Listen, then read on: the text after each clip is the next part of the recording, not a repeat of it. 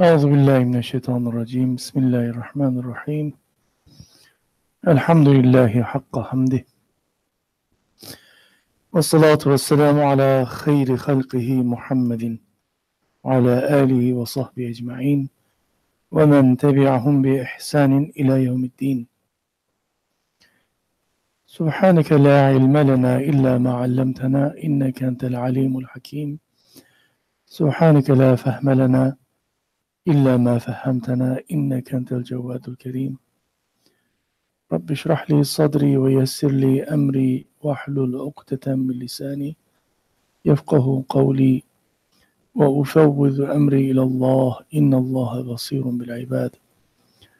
اللهم صل صلاة كاملة وسلم سلاما تاما على سيدنا محمد الذي تنحل به العقد وتنفرج به الكرب وتقضى به الحوائج وتنال به الرغائب وحسن الخواتم ويستسقى الغمام بوجهه الكريم وعلى آله وصحبه في كل لمحة ونفس بعدد كل معلوم لك.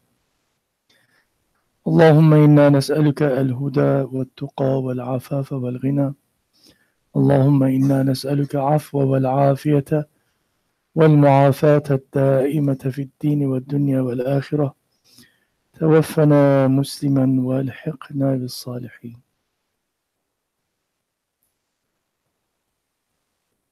اللهم إنا نسألك علما نافعا وقلبا خاشعا ولسانا ذاكرا وشاكرا وتوبة نصوحا. اللهم إنا نعوذ بك من علم لا ينفع وقلب لا يخشع ودعاء لا يسمع وعمل لا يرفع ونفس لا تشبع. رب يسر ولا تعسر، رب تمم بالخير، رب زدني علما وفهما والحقنا بالصالحين يا حي يا قيوم يا ذا الجلال والإكرام. لا حول ولا قوة إلا بالله العلي العظيم. أما بعد، السلام عليكم ورحمة الله وبركاته.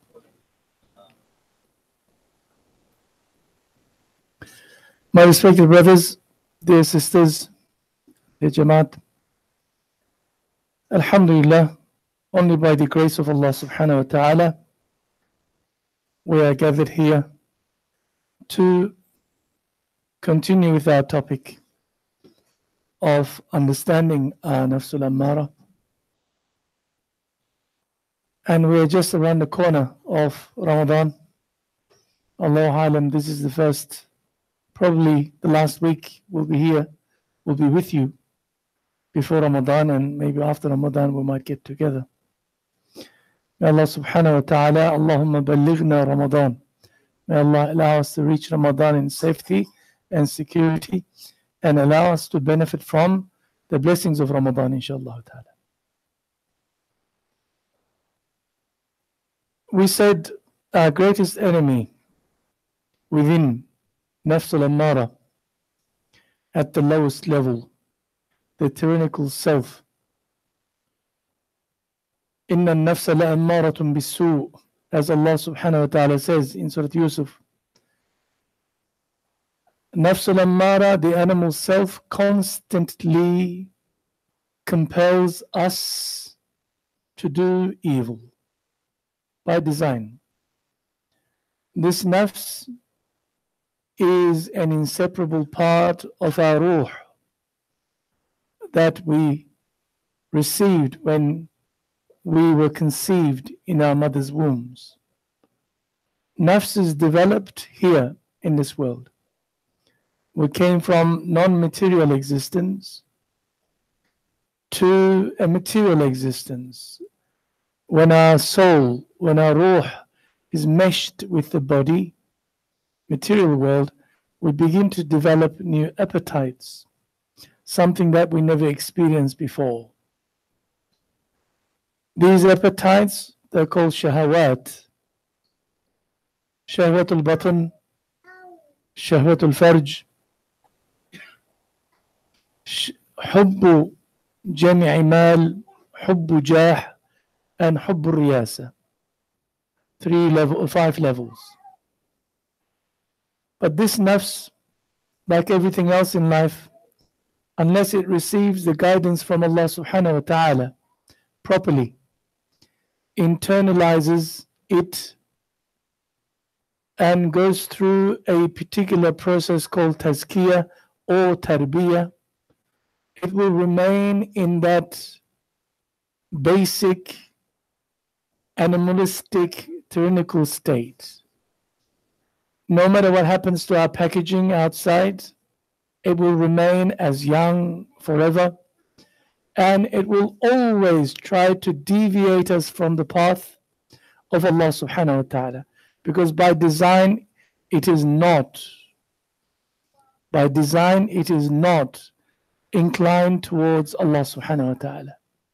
We need to go through this mujahada, we call it, the internal struggle, to give tarbiyah to our nafs, to understand our enemy within, and before it's too late, we should bring our nafs into such a state, sometimes also referred to as qalb.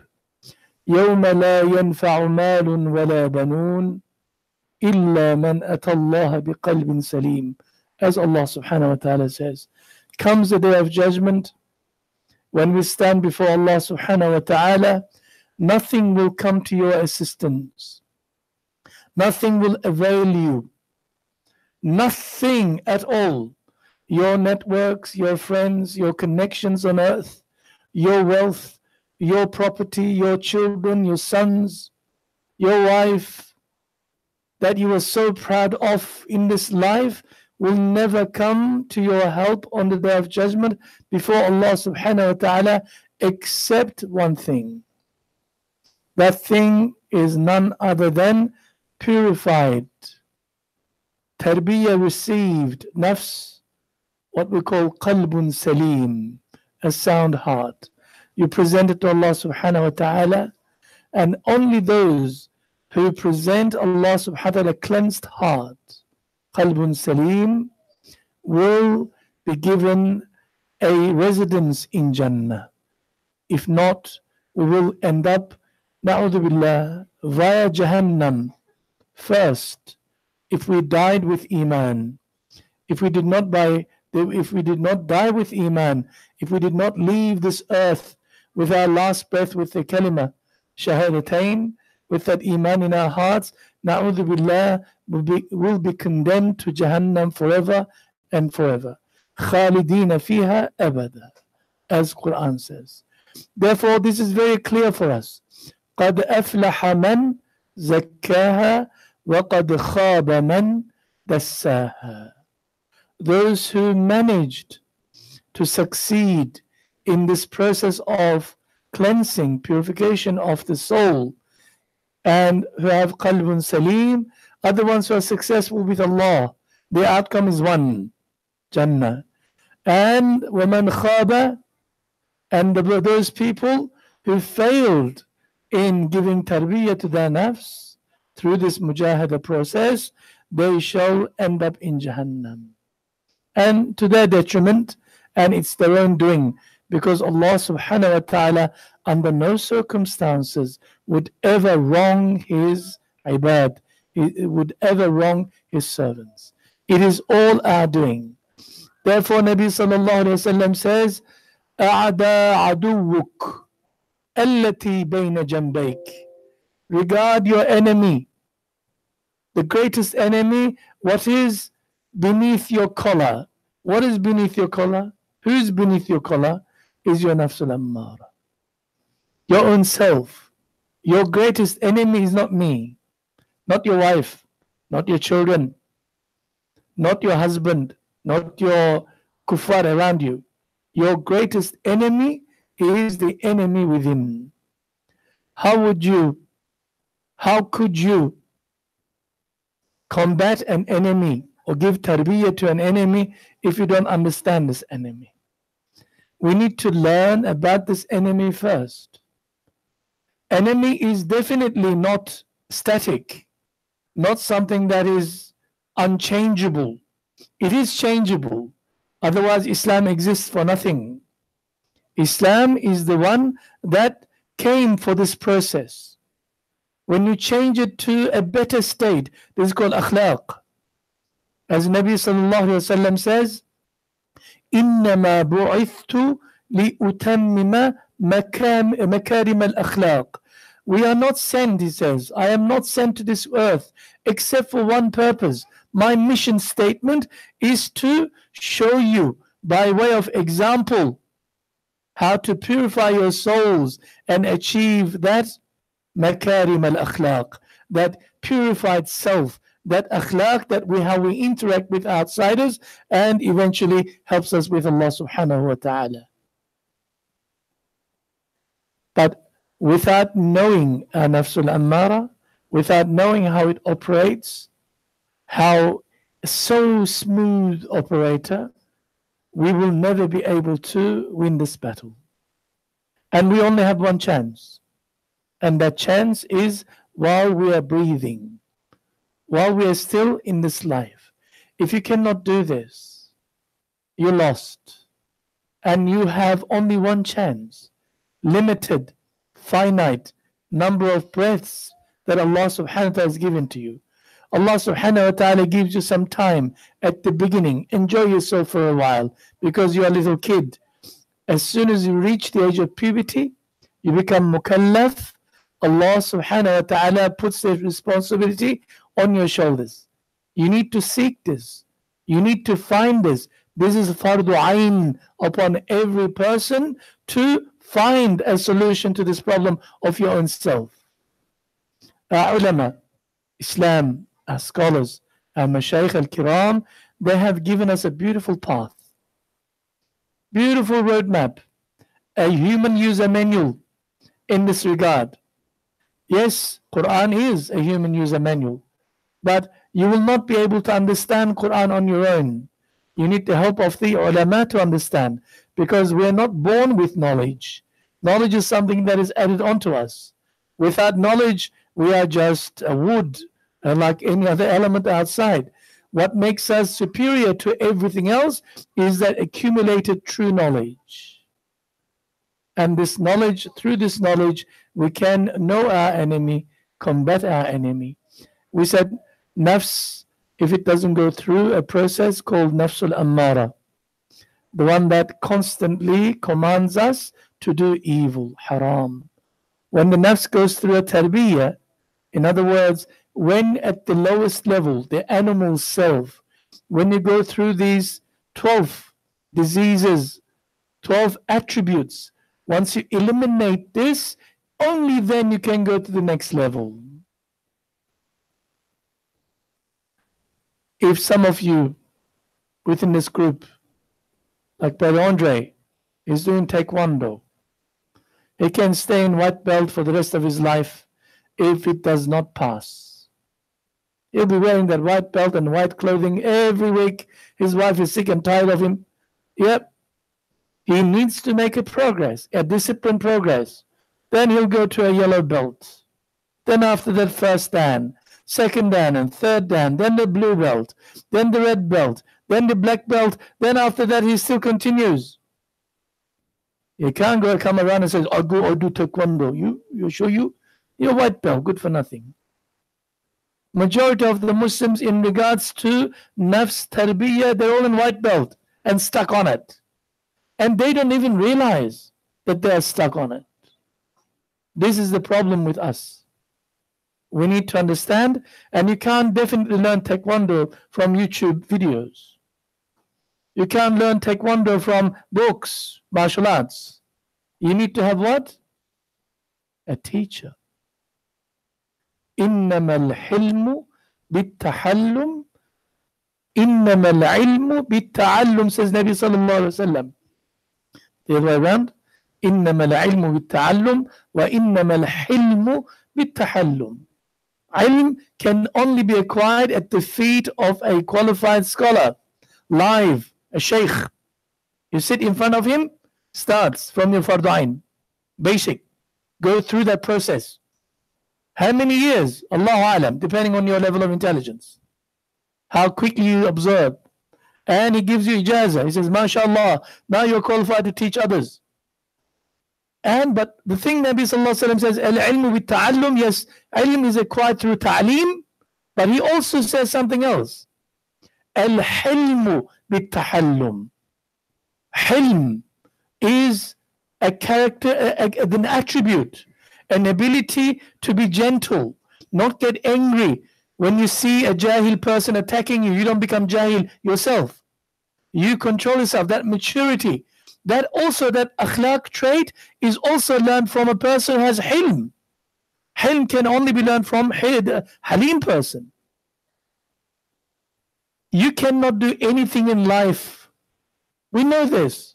You can't do anything in life without a qualification that you receive in the hands of a teacher. You can't be, our ulama tell us, you can't even be a pickpocket.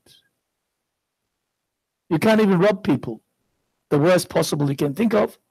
You need to be trained. Oh, I read it in the book. I read this, I've seen some YouTube videos. This is how I do it, and I become a thief. Go to the streets. I'm not asking you to go to the streets, huh? I'm just kidding. You'll be caught in your first action. What makes you say that you're going to live this life, that at the end of it, you're going to go into Jannah, highest reward of Allah subhanahu wa ta'ala, His rida and Jannah, without any training, without any qualification, without any struggle? It is impossible. It is impossible. So it is imperative, it is fardu ayn for us to know ourselves. Man arafa nafsahu faqad arafa rabbah. As Imam, a great Ibn Arabi, says in this regard, those who know their own souls, only then they will understand who Rabb al-Alameen is. Because without knowing yourself, guess who your God is? Your God is your own self. Because you only follow His dictates. Your nafs says, do this, you do it. I want this, you do this. You don't even ask questions. Nafs is constantly demanding. Ammara, what we said, ammara is something that constantly demands. And you constantly give in to this. When you constantly obey something, what is that thing? That thing is your deity. That thing is your God. That thing is that you submit to. Therefore, as a Muslim, we must learn this. I cannot overemphasize this. I cannot repeat it enough. Because Nafs al-Ammara says, okay, we know, quick. No, I want to tell you. This is the reality. I am actually talking to myself. I'm the first recipient of this speech. Allah subhanahu wa ta'ala makes me speak so my ears can hear. I am talking to myself and sharing with others who want to share with me. Nafs al-Ammara has these 12 diseases. Without this, you can't go to the next level. We already covered that first two is kufr and shirk. A Muslim does not have. A Muslim does not have. This is the pure nafs of a kafir with all these 12 diseases. But they have first two. A Muslim is already, alhamdulillah, received hidayah, is already in Islam, but still stuck with the rest of it. How many? 12 of them. You need to get rid of them. We all have the seeds of each and every one of them by design. Some of us have less, some of us more. So at the hands of a doctor, qualified teacher, qualified sheikh, you need to sit down and be when you go to a doctor, you don't feel yourself, you say, I don't feel good, doc. He says, open your eyes. Yes. He says, okay, you got some fever, here's the medicine. You need to sit before a qualified sheikh and you have to do, no. You have to say, this is it. I don't know what else to do. I am falling on my face constantly. Whatever I do, I promise to Allah subhanahu wa ta'ala, I make tawbah and fall on my face again, fall on my face again. What's going on? I can't seem to be in control of anything. What's happening? Please help me. And he goes through and assesses your situation, and he says you're suffering from ghafla, you're suffering from jahala, or you're suffering from, you have an issue with disregard for sinning, therefore you sin all the time as out of habit. Or he says to you, you've got some issue called kibr, or you have an issue called hirs, or you're a combination of bukhul and hirs and ghadab and hasad and hiqd and the shahwa or lust. You're suffering from all of these. Even one of them is enough to destroy a person. Say, mashallah, you don't have kufr, shirk, you don't have any ghafla, you don't have any jahala, you're mashallah, you don't sin much, but you're suffering from kibr, arrogance. What will happen to you? Kibr, arrogance, our Mashaykh tell us, is the greatest veil between a servant and Allah subhanahu wa ta'ala. Allah will never help you. Allah subhanahu wa ta'ala will never help you if you're suffering from kibr, arrogance. The first being to display that arrogance was whom? Shaitan alayhi la'ana. Ana khayrun minhu, he says. I am better than him. Hasad, envy. If you don't have anything else except hasad, you're still gone. Because everything that you do, you fill your hasanat book, from behind it's all burnt out. Gone, finished. You've got nothing left. Hasad is such disease. Oh, brother, I'm very healthy, mashallah, except I'm diabetic. Type 1. What kind of a healthy person are you? You're taking insulin and 7 tablets a day? Oh, I've got everything else under control, except I've got cancer. Excuse me? Oh, I'm healthy, mashallah, everything is fine. I don't have sugar, I don't have blood pressure, except I have aneurysm. One of the veins in my brain is about to burst. Doctor says so, I'm ticking bomb. What kind of health is this? You understand this? Unless you get rid of all of these one by one and make sure they stay there, you can never get rid of them 100%. You need to subdue it. You need to suppress it. You need to really make it minimal and hold it down. Because Nafs al-Ammara is so tricky. Any moment that you give that chance, it'll rear its ugly head up again. It's like, what do you call, measles. When you have a measles or chicken pox or smallpox or whatever yellow fever that you had when you're young, if you do not control your immune system, you'll get shingles. Shingles. I never heard of shingles before until somebody within my family decided to have it. And I said, doctor, I never heard of shingles. What's shingles? Shingles is one of the old, dormant, in your system viruses, comes up again in a different form because your immune system is at the moment weak. Nafs al-Ammar is no different. Our spiritual heart suffers from this. Therefore, unless it is fixed thoroughly and kept healthy, you will never succeed.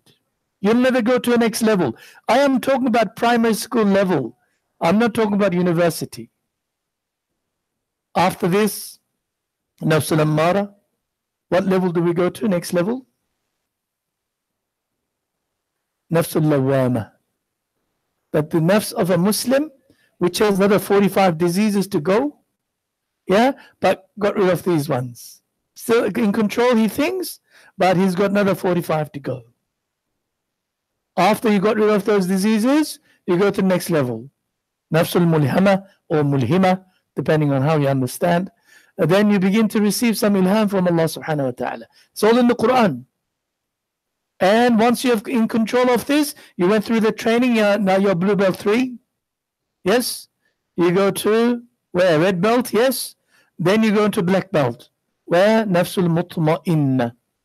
If you're the zigzag of nafsul ammara, one day you are so good, next day you're terrible. One moment you're so spiritual, next day people say, I can't even recognize who you are. You look in the mirror and says, are you the same person that was feeling that beautiful yesterday? Last night you were crying?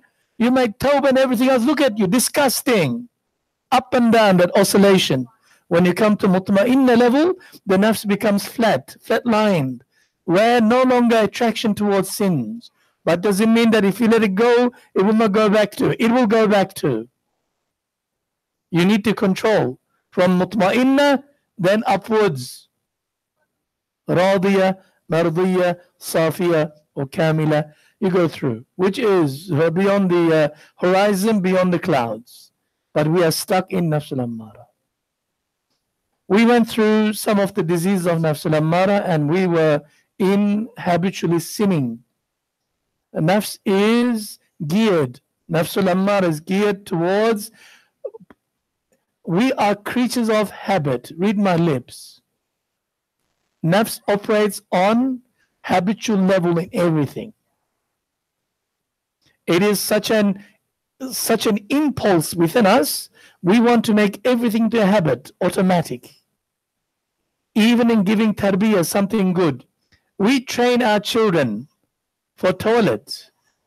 So when it becomes habit for them to make istinja and tahara correctly, they will do this for the rest of their lives.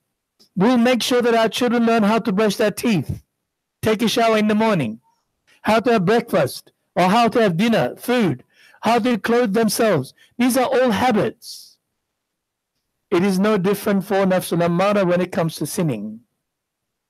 They want to sin and they want to turn into habit. And it is very difficult to change a habit of sinning, especially when you are in your early 30s, 40s. Very difficult to change. It becomes hard. It's like wood. You can change a baby's behavior at a younger age, a child's behavior at a younger age, through correct supervision. But how do you correct the behavior of a person who is 45 years old? Impossible. He makes an effort, he falls on his face. That's why, in order to emphasize the difficulty of changing a habit, our ulama tell us, certain habits will only be washed away when we are in the hands of the ghasil, the mati, the mad, what do you call your dead person. They wash your body, put kafan. He says at that time your bad habits will also be washed away from you. In other words, until you die, some people will continue doing so. Continue doing so. It is impossible sometimes on some people. But it is possible if you make an effort, real mujahada, day and night, and it is possible to change. Not impossible, possible to change. But majority of the people who are very hard in their habits, they will never change. They will agree with you. 100% even give you a lecture on it. They'll give you a talk on it. The virtues of that particular good habit, but they don't have it themselves. Imam al-Ghazali, rahimahullah, he was at the highest position that Muslim ummah can give him. He was in the Nizam al-Mulk University. He's the highest professor, he's the rector, he's the registrar, he's whatever he is. There is not a single Muslim on earth who does not respect him, who does not love him. He wrote so many books. He has, and when he walks on the street, people say, MashaAllah, Sheikh, let me kiss your hand. By the authorities and by the common people. And yet he says in his maktubat, inshallah one day when you get your hands on, read it. He says, I do sin. I hate this. I know it's haram, but I still do it. He says, I sit down and talk to my nafs. I make nasiha to him, advice to him. I tell him this is haram. Allah subhanahu wa ta'ala says this in the Quran. Rasulullah sallallahu alaihi wasallam says this in the hadith. And our fiqh says this in such and such book. He says, I convince him 100% that he's logically, Islamically, he says, yes, true, yeah. But comes the following day or following week, in times of weakness, I do the same haram. Then I say to myself, what's going on? How come I cannot control this? He left his position, went away for 10 years, locked himself up in one minaret, in one of the big mosques, under the supervision of his Sheikh, so to speak. After 10 years, he came out. He became true Imam al-Ghazali. Once you have mastered all these diseases, completely got rid of it, and added on the good qualities, good attributes. When he reached that level above, mutma'inna, so to speak, that's when he wrote his magnum opus, Ihya Ulumuddin. Ihya Ulumuddin. When you read that book, subhanallah, even if all the books in Islam were completely lost, and if you have Ihya Ulumuddin in your hand, you will resurrect Islam again from those books. It is impossible for Nafsul Ammara to change its own habits on its own. Impossible. You can't change a habit on its own. Okay, let me enjoy this for a while and see what happens after 10 years.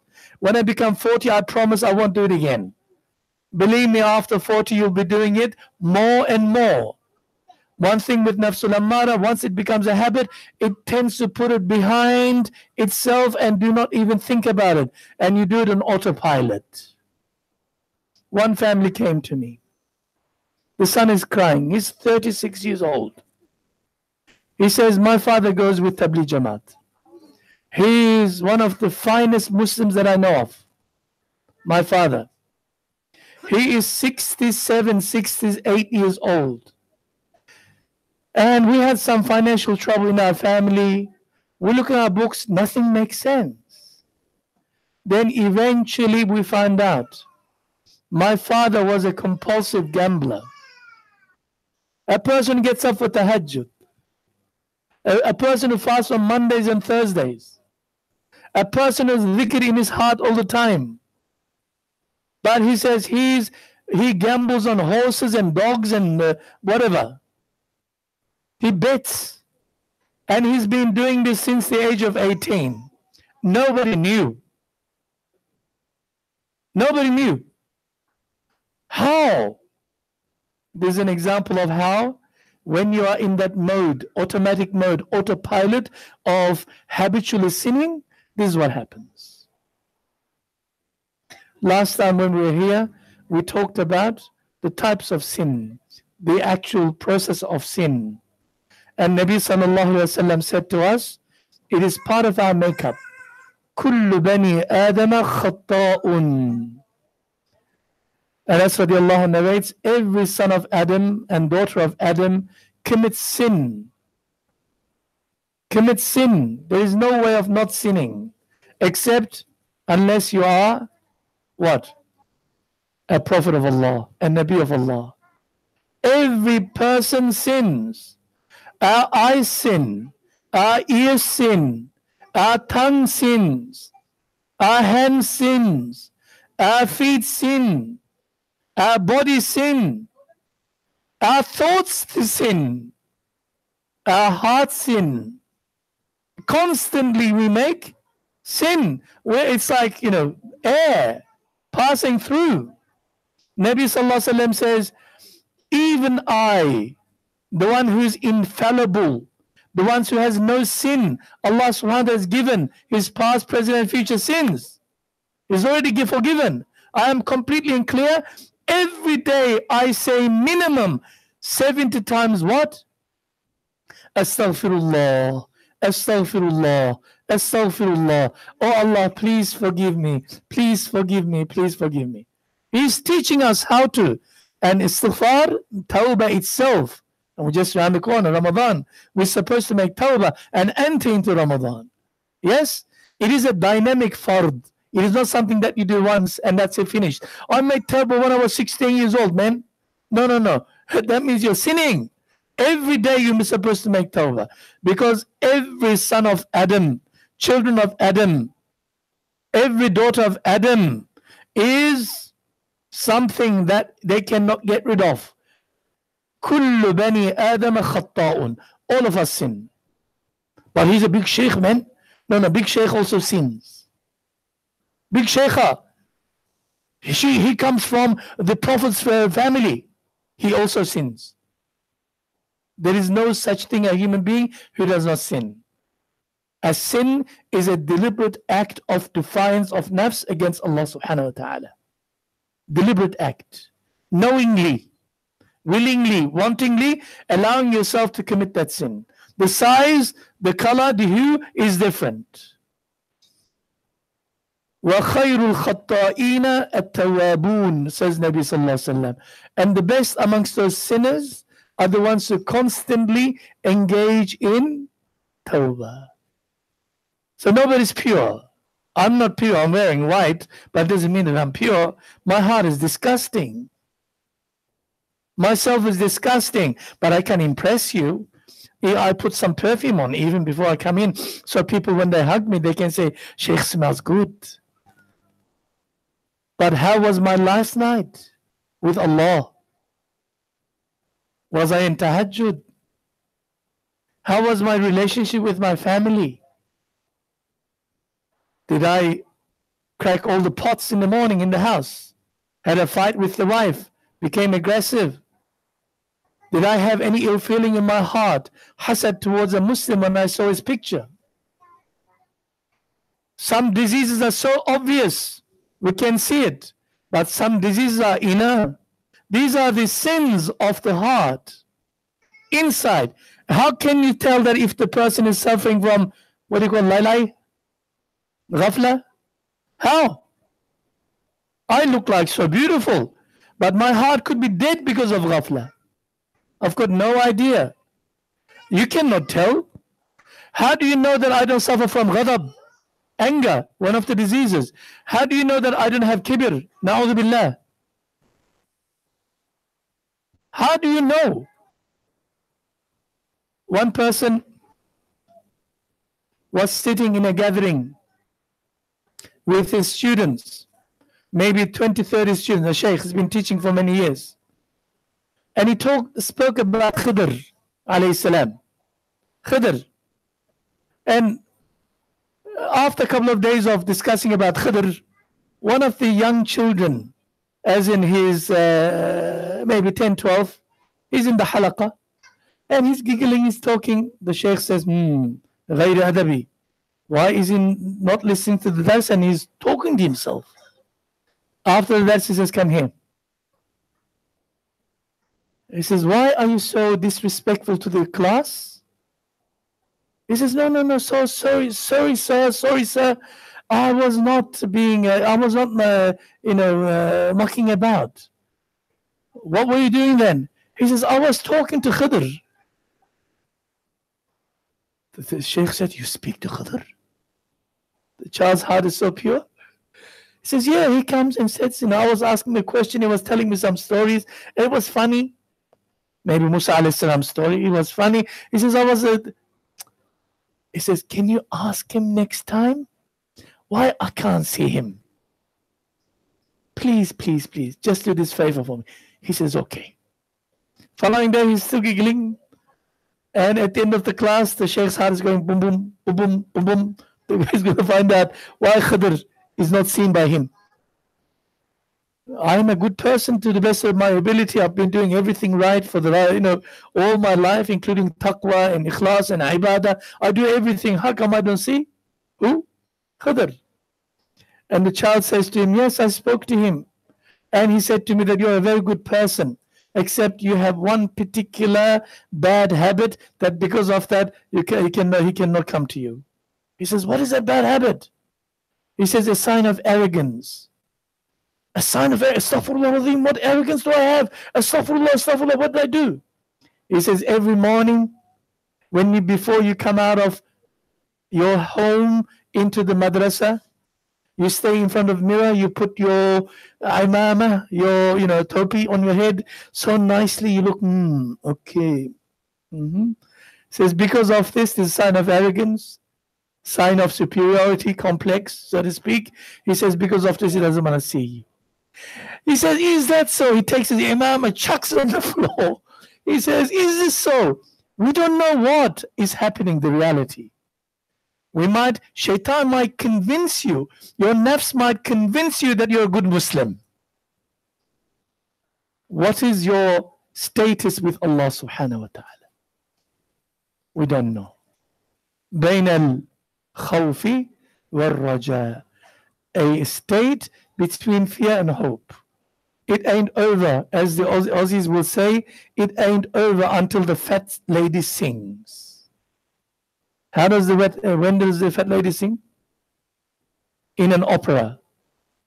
Usually the opera finishes and the curtain comes down. The final big lady, they sings with it, and after that, it comes down. It ain't over until the fat lady sings.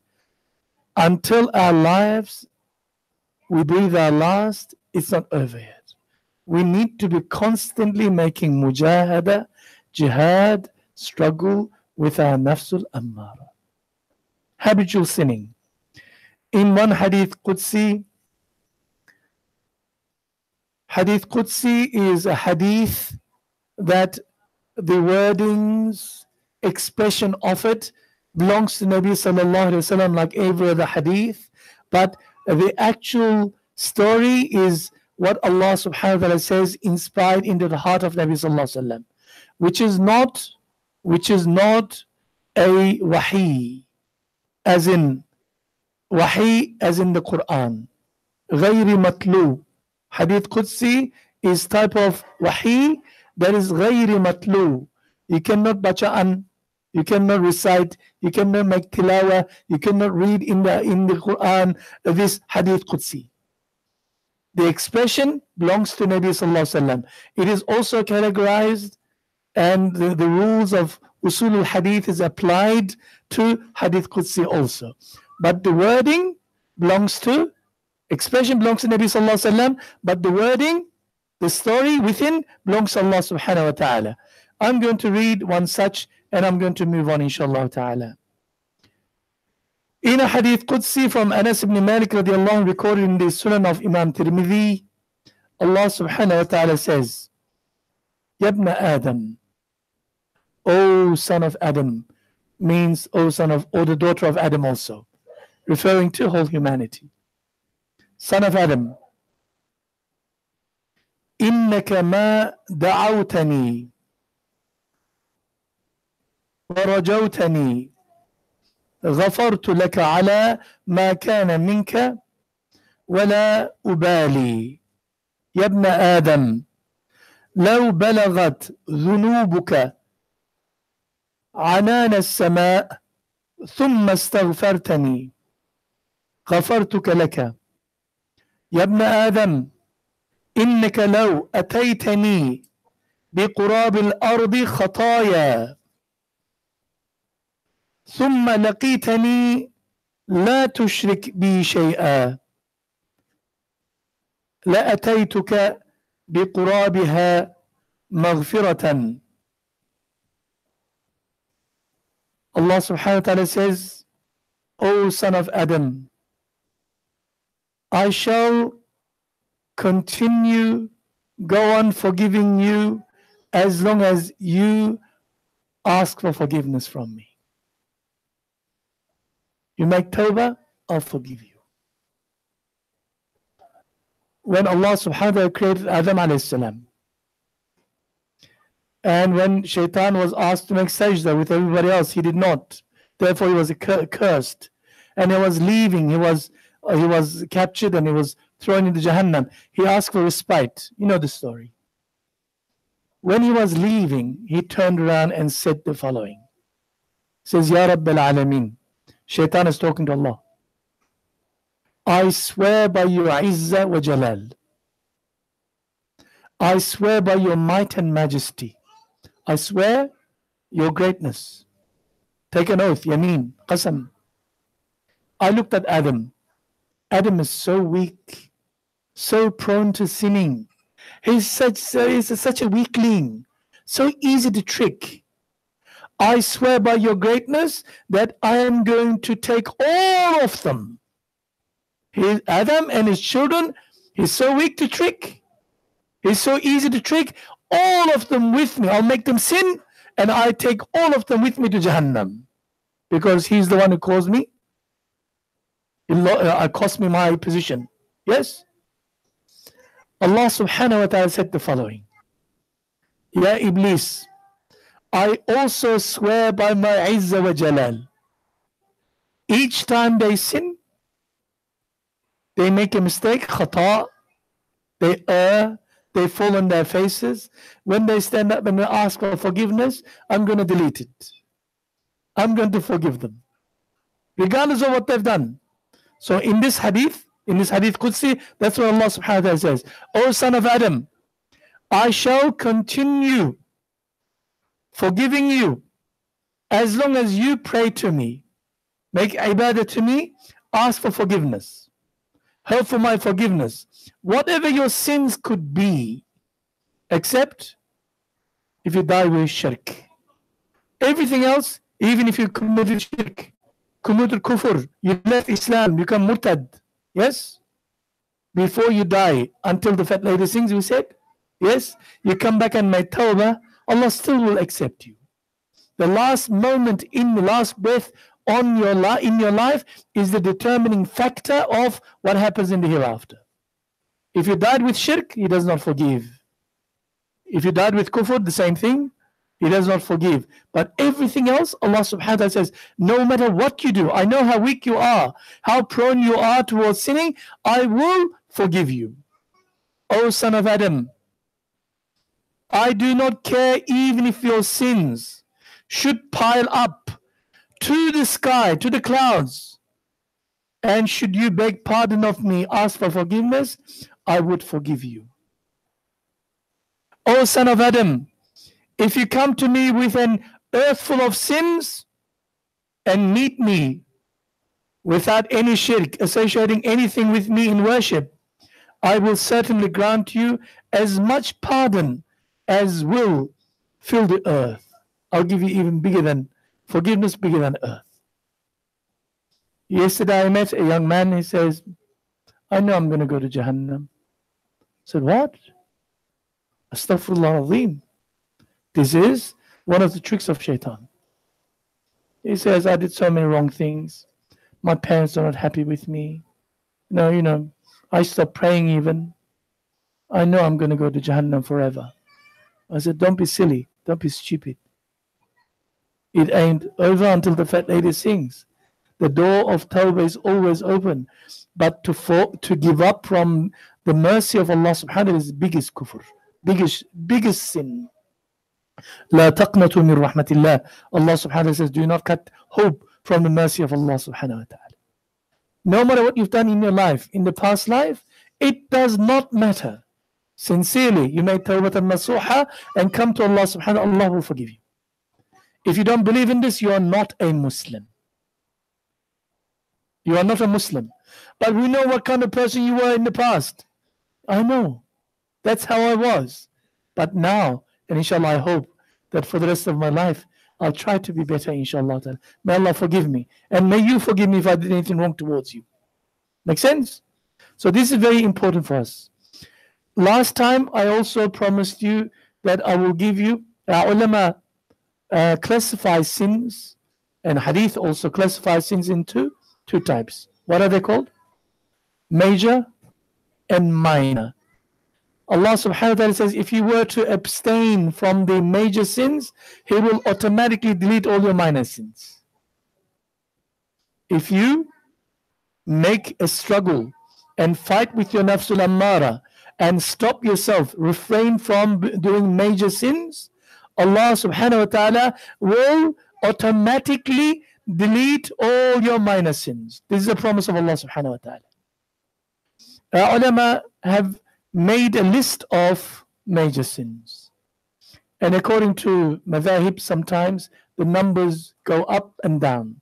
There is one standard that we always use by Imam Shamsuddin al-Zahabi. The book is maybe 600-700 years old, more. Al-Kabair, a famous book in Arabic. I translated and I put into an order. He lists about 70 of them. and I made in a simple English to the best of my ability for this Surah Kita, yeah, for you to look at. Put it on the fridge. So these are the diseases of your spiritual heart. You need to keep away from them as far away as possible. I actually, in our madrasa, we make our children memorize this. So when they memorize, when they grow up, oh, what's the sin number 14? I remember. If somebody's talking bad things about Nabi Sallallahu Alaihi Wasallam, lying about Nabi Sallallahu Alaihi Wasallam, he's such and such and such. Number 14 says lying about the Prophet Sallallahu Alaihi Wasallam, blaspheming him. It's a major sin. Here, we can distribute this and they can have a look.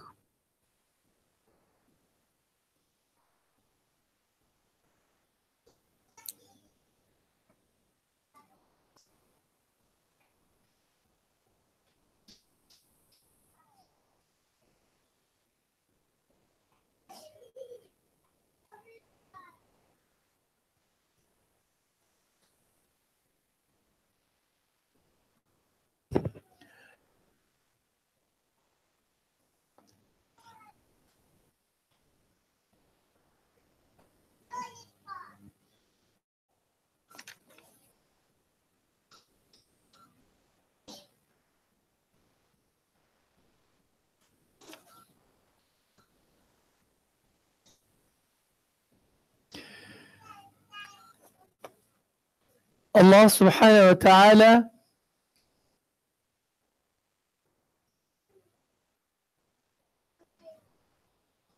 revealed to Uzair alayhi salam, and he said, Ya Uzair, do not look at the size of the sin that is committed. Look at towards whom that sin is committed. Although we give you major sins and minor sins, but a sin is a sin is a sin. If your son or daughter really swears at you with the worst possible profanity, how would you feel? Really terrible if they did it in front of people. Yeah? Or they called you Jahash, donkey, in front of people. So what's the difference? It's only one word. The other one is really going at it, disobeying and everything else. One is a major, the other one is a minor. But still the impact on you. My son called me in front of people, in front of my friends, donkey, Jahash. Yeah? A sin is a sin. Do not look at the size of the sin and belittle it. Some people have this, Nafs has this particular auto response. It's only a minor sin. It's only makruh. Yeah? What's makruh? Something that Nabi Sallallahu Alaihi Wasallam never did. Opposite of sunnah. Opposite of sunnah. It's only makruh. It's not haram, is it? It's only makruh. Excuse me.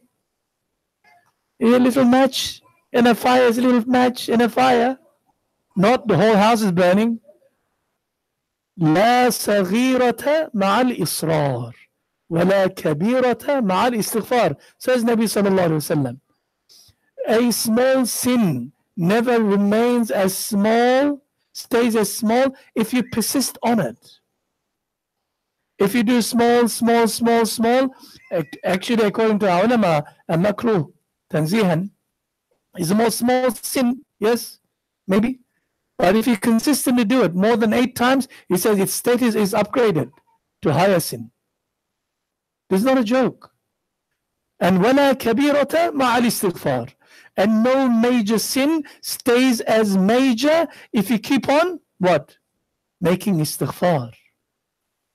Your clothing might soil, but if you keep on washing every day in the washing machine, what will happen? Clean. That's how it is. Never lose heart. Shaitan is the one who comes around and says to you, you're bad. You're hopeless. You're no good. You're going to burn in Jahannam anyway. Look, Allah doesn't like you. Look, your parents don't like you. Or Shaitan keeps on putting you down. That's what he's good at. But if you say, no, no, no, no, no. I have one thing in my hand, guarantee. Do you? What's the guarantee you have? لا تقنطوا من رحمة الله. Do not ever despair from the mercy of Allah subhanahu wa ta'ala. إن الله يغفر الذنوب جميعا. Allah subhanahu wa ta'ala forgives all sins. Never and ever despair. Show it to Shaitan. And he will be so much in despair. He will cry. He will cry. Says, I don't have that one. Each time when you make, even in Salat, we are forgetful. What do you call the ghafla comes us and we forget.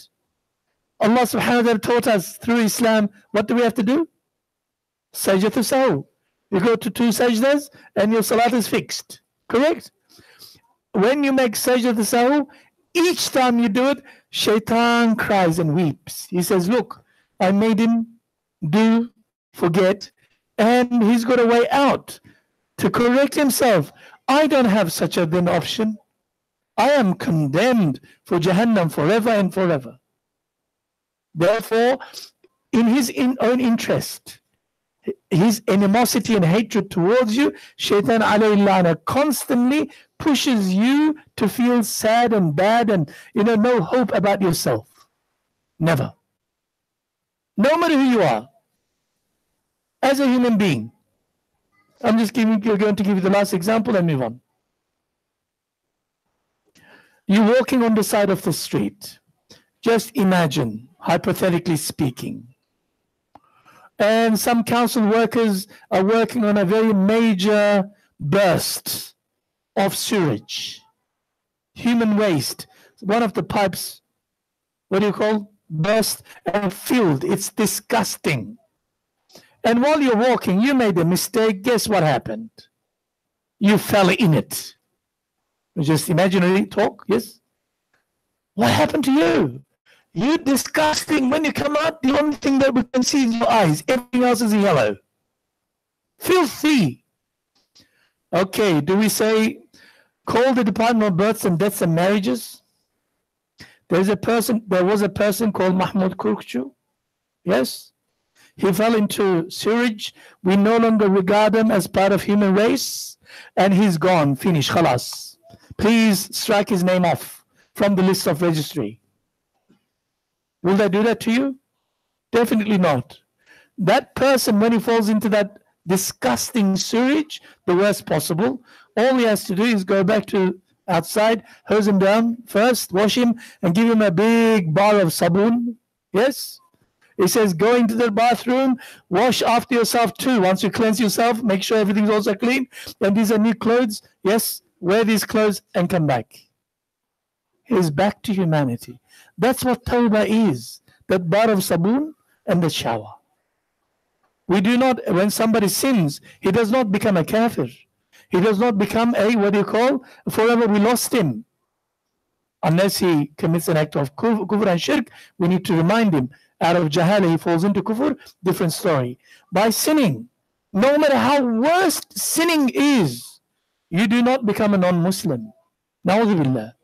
You're a bad Muslim, weak Muslim, such Muslim, but still at the end of everything there is a Muslim word added to it. This is very important for us.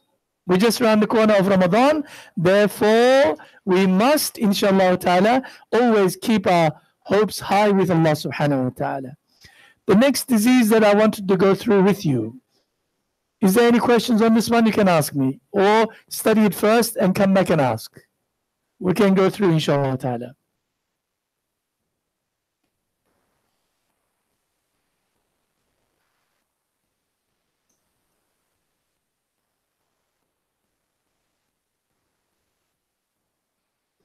Kibr, arrogance. The English language uses different terms for arrogance, kibr. I will briefly mention this to make it maybe a bit more unnecessarily clear. But you know what kibr is. Arrogance is having or revealing an exaggerated sense of one's own importance or abilities. You have in your own mind a perception of yourself, of your own abilities, qualifications, or your qualities that you think that you are better than others. Exaggerated opinion of yourself. There is a word called pride in English. Yes? When they translate this kibr into English, they sometimes use arrogance, sometimes kibr, sometimes something else, depending on the context. Pride is the attribute of having, or the quality of having, excessively high opinion of oneself or one's importance. The sin of pride, the sin of kibr. Nabi Sallallahu Alaihi Wasallam says, he who has a mustard seed of pride in his heart will never enter Jannah. In the hadith. If you take pride in yourself or your own accomplishments, it means that you believe in your own worth, your own merit, your own superiority, whether or not that belief is justified. It's all in your mind. Pride. We say that such and such person took pride in his or her accomplishments, we say. Yes? When your opinion of yourself is exaggerated, you're showing conceit. Self-conceited person, they say. Conceit. A word that combines pride and self-obsession together. Conceit is pride and self-obsession combined together, conceit. If you like to be noticed by others or admired for your appearance or your achievements, you are revealing your vanity. Another word, vanity. And if you show off or boast about your accomplishments, I've done this, I've got this house, I built this building, I have got 17 different children, and I have this, diplomas, degrees, I want one house. Subhanallah.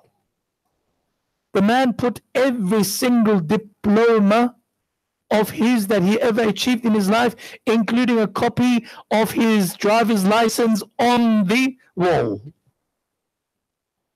Some people are self-obsessed with this particular issue. And if you show off or boast about your accomplishments, you're likely to be accused of vainglory. And that's vainglory. Vanity, vainglory. Or somewhat literary term for a self-important display of power, skill, or influence, called vainglory. Arrogance is an overbearing pride combined with disdain of others. You feel yourself so superior and you look down upon people. You see people beneath you as if you're made out of gold. Yes? You think that the earth should have a red carpet for you for every step. Because in your mind, you think that this is your situation. We say that his arrogance led him to assume that everyone else would obey his orders. While egotism implies self-centeredness or an excessive preoccupation with yourself. He was blinded by egotism to the suffering of others. Ego worship, self-worship. You're such a self-centered, egotistic person you are. They say. While no one wants to be accused of arrogance or egotism, there's a lot to be said for self-esteem. Hold on. Self-esteem, isn't self-esteem good? Self-esteem is good depending on how much self-esteem you have, how much it is under control. MashaAllah, you are good at singing. Allah gave you the talent. But you're not the best singer in the world. You're a good cook. You've got a good self-esteem in terms of your cooking. You got the nice skills. Nasi goreng, you can make so easy. MashaAllah, so beautiful. Everybody comes to your house and asks for a plate. But this should not get into your head. Or Nafs should take credit for saying that, oh, I am the best nasi goreng cooker. So what? Anybody can cook nasi goreng. But having a self-esteem is very good for children when they are growing up. But when they come to level of taklif, when they reach the age of puberty, we must begin to take it down. Yes, we encourage you, but not, you don't become a tall poppy. You begin to think that you are better than others. That is arrogance. As Nabi Sallallahu Alaihi Wasallam says, how's our time going? Am I doing overtime? لا تدخل الجنة من كان في قلبه مثقال ذرة من كبر. قيل يا رسول الله إن الرجل يحب أن يكون ثوبه حسنا ونعله حسنا.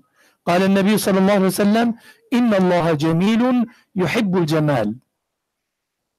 الكبر بطر الحق وغمط الناس. This Nabi Sallallahu Alaihi Wasallam defines the limits of kibr for us. Nabi Sallallahu Alaihi Wasallam says, one does not ever enter into Jannah who has in his heart a mustard seed's weight of kibr. Kibr. Even mustard seed, smallest. A man asked from the companions, Ya Rasulullah, a man likes his dress to be neat and clean, his shoes to be shiny and beautiful and clean. Nabi Sallallahu Alaihi Wasallam said, Allah, that's not kibr. Allahu jamilun wa yuhibbul jamal. Allah is beautiful and Allah loves beauty. That's ihsan, excellence. Yes? Excellence. But if you're doing something excellent, nicely, beautifully, but taking credit for it in your heart, that becomes kibr. Yes, you have to do your best to achieve the best possible. Yes, but don't take credits from Allah subhanahu wa ta'ala. Nabi Sallallahu Alaihi Wasallam then defines what kibr is. Simple words. Al-kibru batarul haqq wa ghamtun nas. Kibr is, arrogance is, pride is, the dangerous one, is rejecting the truth when truth is spoken to you. You don't accept the truth. First, and second, belittling people, seeing people less than you. What's the difference between a mukhlis person, a person with ikhlas, a person with pride? Arrogance. When you correct him, when he makes a mistake, a mukhlis person will immediately say, I'm sorry, I didn't know. Well, how do you do it correctly now? Show me, please. This is humility, tawadu'. And because that person is sincere. An arrogant person, if you want to know you have arrogance, even a small amount in your heart, when your wife tells you that you're in the wrong, according to Sharia, according to Islam, haqq, truth. And when you begin to defend your own wrong, but.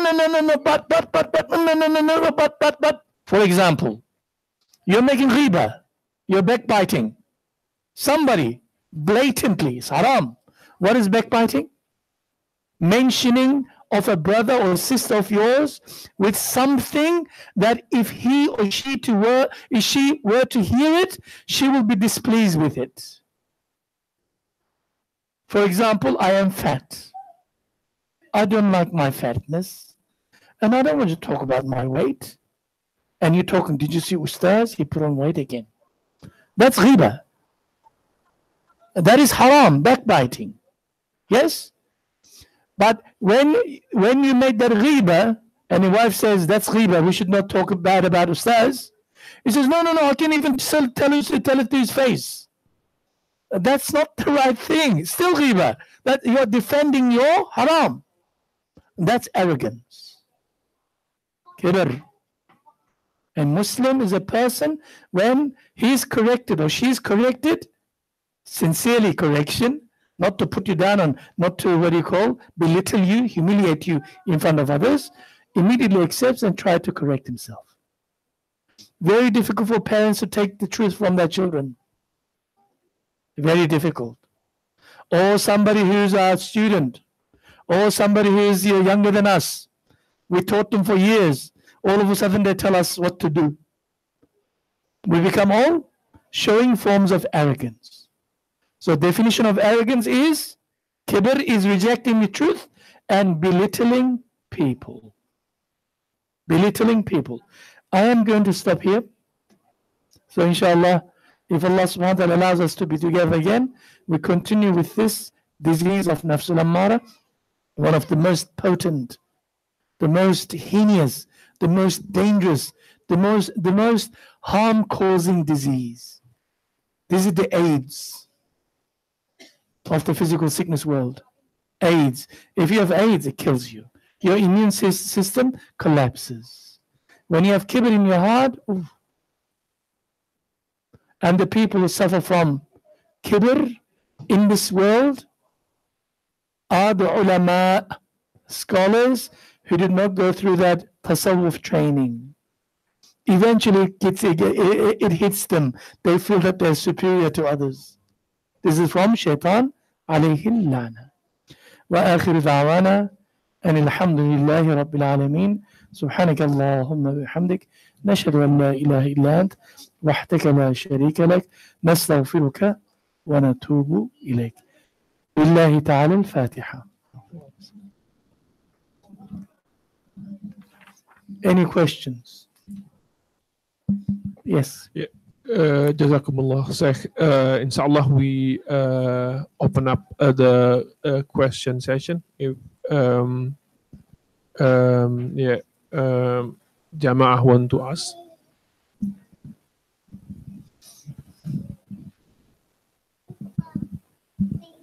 Assalamu alaikum, Sheikh. Wa alaikum salam wa rahmatullahi wa barakatuh. So I'm reading all the major sins. Would you suggest that if we were to work on it, that kibr would be the first thing to work on? Yes. Because I'm feeling really overwhelmed at the moment. If you're suffering from kibr, yeah, naturally, some people have more kibr than others. Some people are very humble people. They're taught how to be humble. If you see, as I told you, those 12 diseases, some people have more of it, some people have less of it. But we all have the little seedlings. Some grow faster with us, depending on our environment, nature and nurture. Some of us have little of it. Some people, mashallah, by nature generous. They don't suffer from bukhul, stinginess. But some people, for some reason, they cannot depart from what they possess. Some people by nature, their kibr is not there. They're always willing to learn, but if you think that you are superior, you're suffering from this, yes, that is your biggest disease. Okay. So from those 12, then would you suggest that I identify which one is the worst and then start from there? Or you can do that. You can do that. Or because you are the superstar of your show in your life, your nafs is a superstar, starring your name. It has a tendency towards putting all your faults and shortcomings, your diseases under the carpet because you never criticize the superstar. It is, if you were to try to identify it yourself, you can, maybe first time you might, but Nafsul Ammara will work in such manner that it says, no, it's inshallah you're better than others. Some people suffer more. They even give examples. That person is more arrogant. That person is more arrogant. Your arrogance is not as much. What I'm trying to say is you need to get an external person who knows you, a sheikh, a doctor, a physician in tasawwuf, to sit with you, go through with you, and tell you. You might think that you are suffering from arrogance, but arrogance is not your issue. Hasad is, or bukhul is, because nafs is trying to mask other real issues by making you feel good or trying to make you feel less sick, so to speak. You can't self-diagnose all the time, but sometimes you can if you know the symptoms. And you say, doctor, this is what's happening. I think I've got a virus and this is the virus. If you're good at it. Takes time. Do I have time for a second question? Or maybe I'll ask, does anyone else have a question? Go ahead. Okay. So I'm asking, but I'm asking, I guess, based on my very limited experience of what I understand of Nafs. So please correct me if I'm incorrect. So is this correct? I guess I'm asking that. So the opposite of Nafs is taqwa, consciousness, is it? No. Oh, it's not taqwa. No. Okay, so that's the first question. Taqwa is a method of controlling the nafs. Okay, because sometimes what Taqwa yeah. is ability to control your nafs so that it doesn't fall into harams. Okay. Skill set. Sometimes I feel like there's two operating system in my heart. The first one is the nafs, and the second one is I don't know what to label that. I thought it was taqwa. And so sometimes what's interesting is the mujahada, it is called mujahada, jihad against your nafs. In other words, controlling your nafs in everything that it wants. You don't give anything to nafs. Inshallah, we will, when we go through these diseases, once we finish, we go through the methods of combating the nafs. Okay. In the Islamic world, there are 3 methods. Depending on your personality, you'll be pushed towards one of those 3 methods. Okay. One method is forget about your good-for-nothing, noisy, vocal nafs. You concentrate on the ruh. Yep. And you make your ruh so strong, your better side, that it begins to exert dominance over your intellect that ignores the nafs. Yep. And the nafs, like a little kid, I want it, but nobody takes attention, gives attention to it. This is called the Ruhani method. And there is another method, it's called the Nafsani method, where you put the gloves on. Start fighting and bashing your nafs. He wants to sleep, says nope. He wants to eat, nope. He wants to talk, nope. Everything that he says no. Starts fighting until he gives up. He says, okay. This is called the Nafsani method. The Qadri, Abdul Qadir Jilani, Qattasallahu Sirrahu al-Aziz, his method. Yes? And there is in between one, taking some of this and taking some of this. The Naqshbandi method is the first one. The one that concentrates on developing your ruh so that it exerts control over your intellect, the sultan, the king, so to speak, so that the nafs becomes weak, dormant. Make sense? Yeah. We will go through this inshallah later on, but let's understand our enemy first. Okay. Yeah, that was my question because you gave an example of someone who did a lot of ibadah, which I assume is to increase the ruh, but Yes. on the other side, he still did gambling, which was Yes. interesting. So I'm thinking, is like the ruh approach not enough sometimes? And you answered by saying that sometimes you have to combine both the nafsani as well. So yeah. You cannot give tarbiyah to yourself. Not possible. Shaitan will trick you. Shaitan will give you arrogance. Shaitan will give you false security. Nafs will, remember, you're the superstar of your show. Yes? That habit of gambling, he knew right at the beginning it's haram.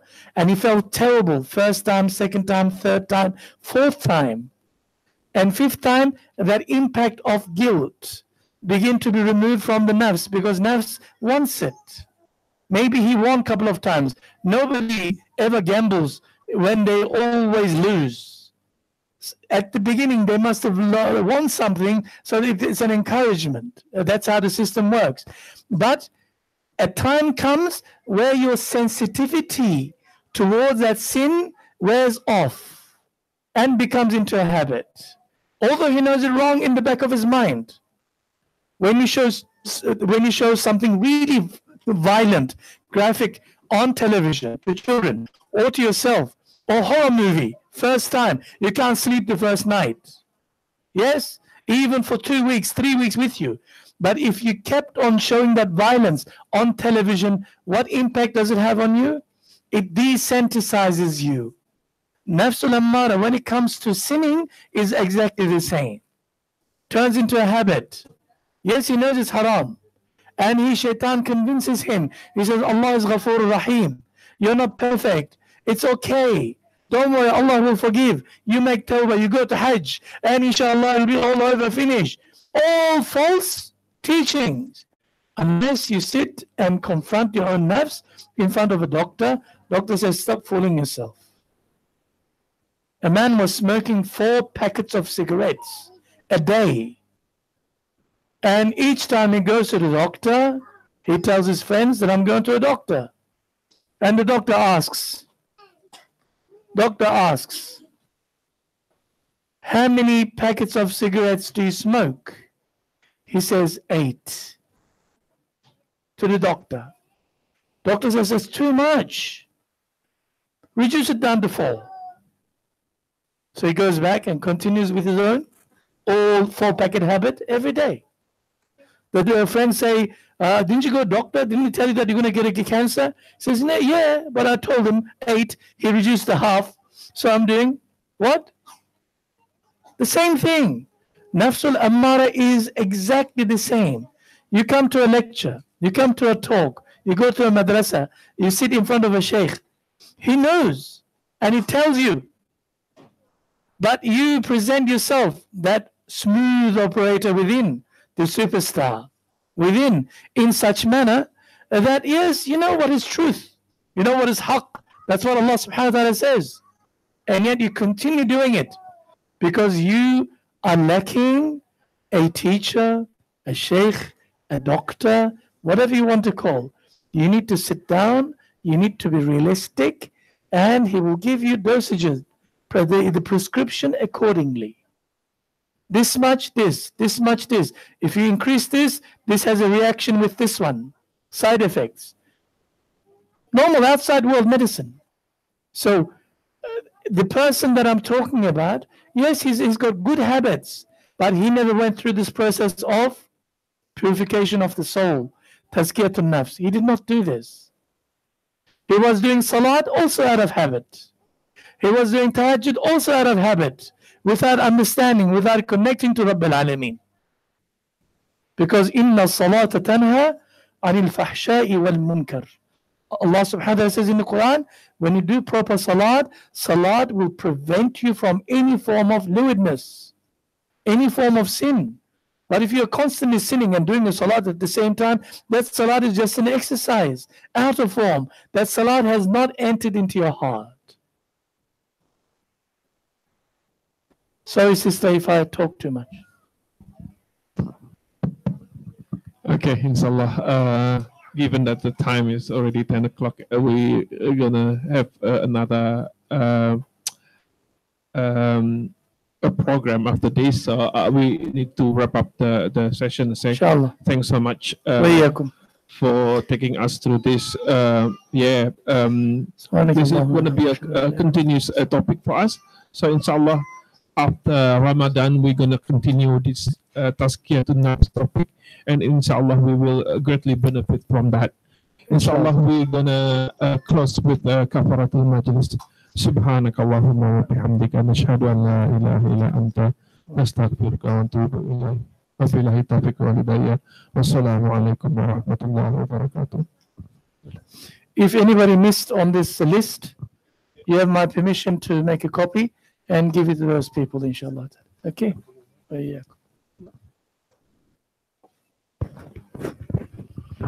Assalamualaikum warahmatullahi wabarakatuh. Bapak Ibu, insya Allah habis acara ini kita akan membuka bazar jam 10 officially start. Jadi bazar ini